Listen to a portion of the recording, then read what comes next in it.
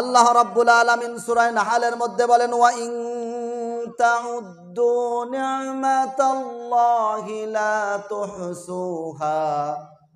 আল্লাহ রাব্বুল আলামিন বলেন, বান্দারে তোমাদেরকে আমি এমন এমন নিয়ামত দিয়েছি যে নিয়ামতের কথা তোমরা শেষ করতে পারবে না, যে নিয়ামত গুনে গুনেও শেষ করতে পারবে না। আল্লাহ রাব্বুল আলামিন আমাদেরকে অসংখ্য অগণিত নিয়ামত দিয়েছেন, কি দেন নাই বলেন? আমরা ঈমান কত দামি এটা বুঝতে গেলে এবার বলেন, আমরা দাম নির্ধারণ করি আমরা তিনটি জিনিসের মাধ্যমে। কয়টি জিনিস? তিনটি জিনিস। একটা হলো ওজনের মাধ্যমে আমরা দাম নির্ধারণ করি, আরেকটা হলো গণনার মাধ্যমে আমরা দাম নির্ধারণ করি, আরেকটা হলো মাপের মাধ্যমে আমরা দাম নির্ধারণ করি। ঠিক কিনা?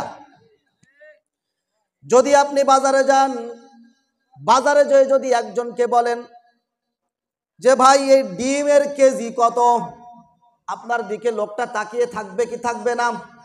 বলবে ভাই ডিম কিন্তু কেজিতে বিক্রি হয় না, ডিমের হালিতে বিক্রি হয়, ডজনে বিক্রি হয়, হালিতে বিক্রি করি আমরা, অর্থাৎ গণনার মাধ্যমে। এরপরে বলা হয় যে ভাই হালি কত, হালি কত, তখন সে একটা দাম নির্ধারণ করে। আবার যদি এবার ডাউল কিনতে যেয়ে বলেন ভাই এই ডাউলের হালি কত, পাগল বলবে না আপনাকে? বলবে। সে বলবে ভাই ডাউল হালিতে বিক্রি হয় না, ডাউল বিক্রি হয় ওজনের মাধ্যমে, তুমি কয় কেজি নিবা ডাউল, এর উপরে তোমার দাম নির্ধারণ হবে। আবার আমরা যখন কাঠ অথবা আমরা যখন কাপড় কিনতে যাই, তখন আমরা মাপে দাম নির্ধারণ করি। কাপড়ের মাপ কত, গজ কত, এটা মাপ দেই, এইবারের দাম নির্ধারণ হয়। দুনিয়ার মধ্যে দাম নির্ধারণ হয় কয় বিষয়ের মাধ্যমে? খারাপ লাগতেছে? আমি কিন্তু এই আয়াতের তাফসিরে যাচ্ছি, আস্তে আস্তে আস্তে আপনি এর ভিতরে ঢুকবো ইনশাআল্লাহ। আমি আগে বলে নিচ্ছি, ঈমানটা আমাদের বোঝা লাগবে যে ঈমানটা কত দামি জিনিস। বিশ্বনবী সাল্লাল্লাহু আলাইহি ওয়াসাল্লাম মুসলিম শরীফের মধ্যে ঈমানের দাম বোঝাতে গিয়ে বললেন, মান কানা ফি কলবিহি মিসকালু যাররাতিন মিনাল ঈমান। আল্লাহ রাসূল চিত্রটা এভাবে ফুটিয়ে তুললেন। আল্লাহ রাসূল বলেন, জান্নাতীরা জান্নাতে চলে যাবে, জাহান্নামীরা জাহান্নামে চলে যাবে। দীর্ঘদিন পর আল্লাহ রাব্বুল আলামিন ফেরেশতাদেরকে বলবেন, ফেরেশতারা রে, যাদের অন্তরের ভিতরে ঈমান ছিল তাদেরকে তোমরা বের করে আনো। ফেরেশতারা এবার জাহান্নামের মধ্যে ঢুকে ঢুকে কালো কুসকুসে কয়লার মতো কিছু মানুষকে বের করে আনবে। বের করে আনার পর আল্লাহকে বলবে, আল্লাহ এই সমস্ত মানুষগুলো আমরা কোথায় দিব? আল্লাহ রাব্বুল আলামিন তখন বলবে, এদেরকে জান্নাতে ঢুকায় দাও। সুবহানাল্লাহ। আল্লাহকে বলা হবে, আল্লাহ এই মানুষগুলো তো কয়লার মতো হয়ে গেছে, আল্লাহ এই মানুষগুলো কিভাবে জান্নাতে যাবে? আল্লাহ রাব্বুল আলামিন বলবেন, জান্নাতের সামনে একটি গাছ আছে, ওই গাছের নিচে একটা নহর আছে, ওই নহরের নাম নাহরুল হায়াত। ওই নহরের মধ্যে ডুবিয়ে দাও। ওই নহরের মধ্যে কয়লা ডুবিয়ে দেওয়ার পর, উঠায় নেওয়ার পর এমন সুন্দর চেহারা হয়ে যাবে, ফকফকা চেহারা হয়ে যাবে, হযরত ইউসুফ আলাইহিস সালামের মতো সুন্দর চেহারা, 33 বছরের যুবক হয়ে যাবে, জান্নাতে ঢুকিয়ে দেওয়া হবে। এইবার আল্লাহ রাব্বুল আলামিন জিজ্ঞাসা করবেন ফেরেশতারা, আবার জাহান্নামের মধ্যে যাও, যাওয়ার পরে আবার যাদের ভিতরে ঈমান আছে তাদেরকে বের করে আনো। ফেরেশতারা বলবে, আল্লাহ জান্নাতের মধ্যে জাহান্নামের মধ্যে যে সমস্ত ঈমানদার ছিল তাদের সকলকে আমরা বের করে এনেছি, আর কোনো ঈমানদার নাই। বুঝতেছেন কথা? এরপরে আল্লাহ রাব্বুল আলামিন জাহান্নামের মধ্যে তার কুদরতি পা অথবা হাত মারবেন। মারার পরে এমন এমন লোকগুলোকে আল্লাহ রাব্বুল আলামিন বের করে দিবেন যাদের ঈমানের ব্যাপারে দুনিয়ার কোনো মানুষ জানে না। তাদের হৃদয়ের মধ্যে আল্লাহকে বিশ্বাস করত, এই কথাটা পরিবারের কেউ জানে না, সমাজের কেউ জানে না, দেশের কেউ জানে না, এলাকার কেউ জানে না, এমনকি ফেরেশতা পর্যন্ত জানে না। আল্লাহ ছাড়া তার হৃদয়ের মধ্যে আল্লাহকে বিশ্বাস করতে এটা কেউ জানে না। আল্লাহ রাব্বুল আলামিন ওই সমস্ত মানুষদেরকে এই চিরস্থায়ী আযাবের থেকে মুক্তি দিয়ে জান্নাতে ঢুকায় দিবেন। সুবহানাল্লাহ। এরপরে লাস্টে এমন একজন থাকবে যার অন্তরের ভিতরে জাররা পরিমাণ ঈমান আছে। জাররা কাকে বলা হয়?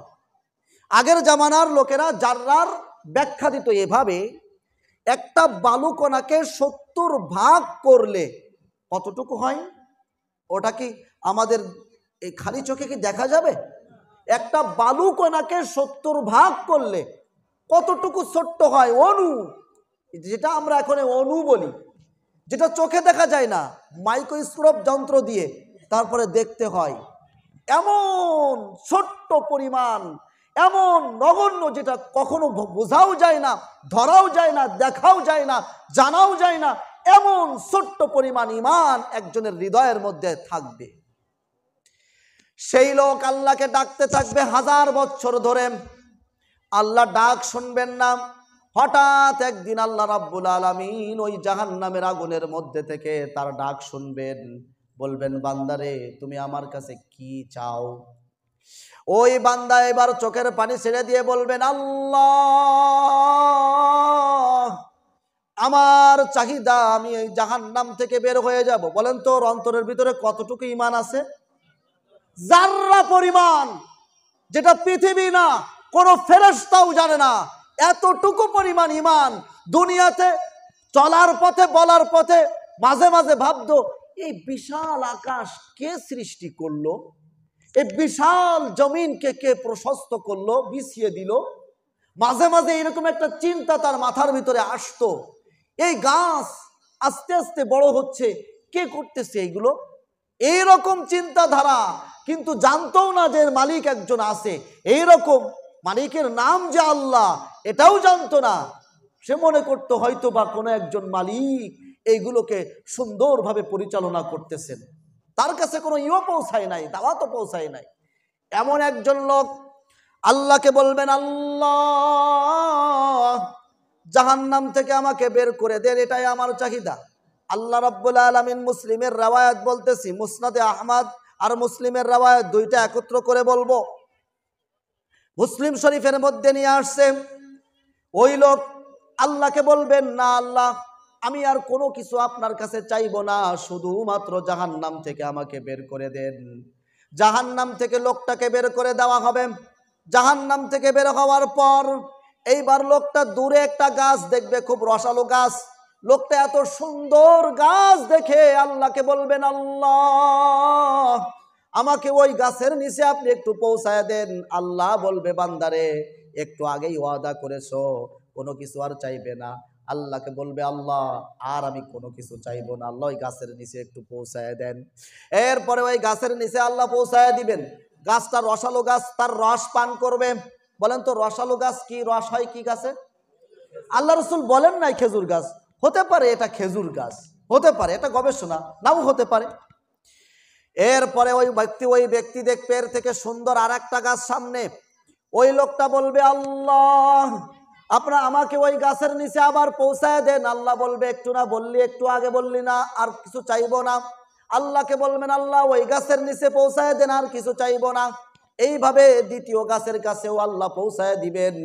তৃতীয় গাছের কাছে যখন পৌঁছে যাবে, জান্নাতের সামনে এমন একটা সুন্দর গাছ দেখবে, ওই লোকটা পাগল পারা আত্মহারা হয়ে যাবে।